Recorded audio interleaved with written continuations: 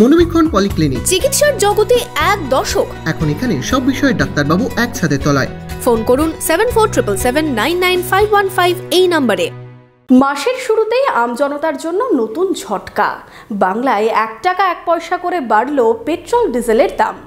জানিয়ে রীতিমতো মাথায় হাত পড়েছে লরির মালিক থেকে চালকদের। 1 টাকা পেট্রোপণ্যের দাম বাড়ায় কেন আশঙ্কা প্রকাশ করছেন লরির মালিকরা? দেখুন একটি প্রতিবেদন। বহরমপুর শহরে এবার lifestyle club.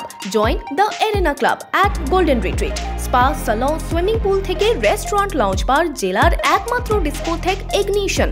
Enjoy your quality time with golden retreat. Don't miss.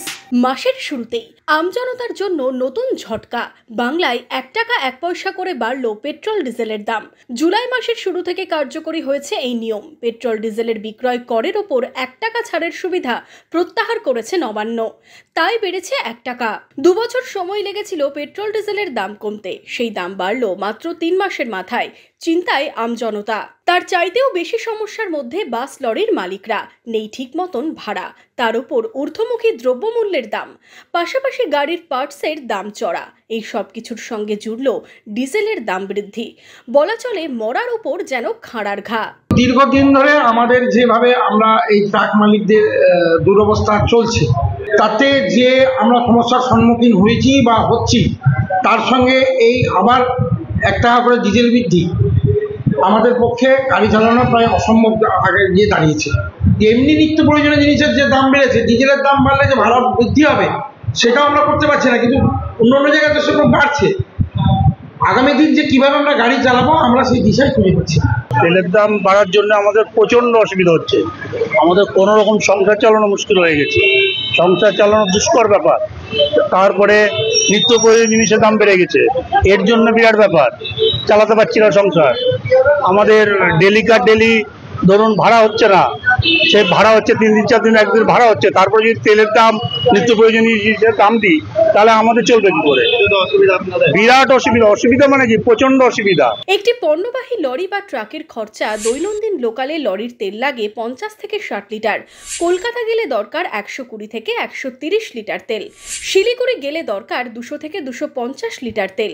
কম বেশি 100 লিটার তেল প্রতিদিন দরকার বলে জানাচ্ছেন লরির চালকরা। পাশাপাশি আগে গাড়ির ফিটনেস করাতে খরচা হতো 2500 থেকে 3000 টাকা, এখন লাগে প্রায় 15,000 টাকা। গাড়ির ইন্স্যুরেন্স বেড়ে হয়েছে 27,000 থেকে 40,000 টাকা। টায়ারের খরচাও প্রায় বেড়ে দাঁড়িয়েছে 36,000 টাকা।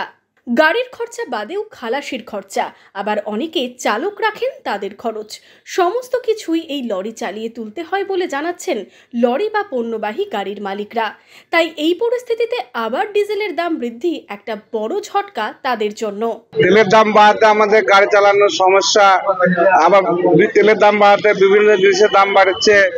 ভাড়া কম, আমাদের ভাড়া ঠিক মতন হচ্ছে না, লেবার খরচা বেশি, ক্যারিং খরচা বেশি, সারের দাম বাড়তি পড়েছে, চাষে কিনতে পারছে না, এর জন্য অনেক সমস্যা পড়তে হচ্ছে।